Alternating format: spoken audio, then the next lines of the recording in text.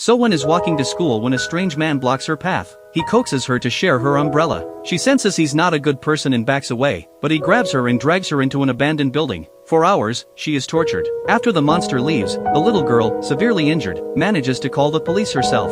When her mother sees her daughter's horrific condition at the hospital, she collapses, blaming herself for not walking her to school that day. The doctor tells the father that the girl's internal injuries are so severe that to save her life, they will have to remove parts of her intestines, meaning she will have to use a colostomy bag for the rest of her life. The father has no choice. After the surgery, the little girl tells her dad she called the police first because she was worried about his job and wanted them to catch the bad guy quickly. The police do catch the criminal, but what follows is another kind of nightmare. Unscrupulous media outlets, hungry for a story, report on the case relentlessly, ignoring the victim's privacy. The little girl is pointed at and whispered about in the hospital hallways. Kind strangers help shield them from reporters, and her father decides to move her to a private room. But as he's transferring her, Sowon's colostomy bag breaks. As her father nervously tries to clean her, the girl begins to struggle, terrified. The man suddenly realizes that his posture, his touch, reminds her of her attacker. The trauma resurfaces. Sowon hides under her blanket, refusing to see her own father. To avoid hurting her again, he starts wearing a bulky cartoon mascot costume, silently watching over her from a distance.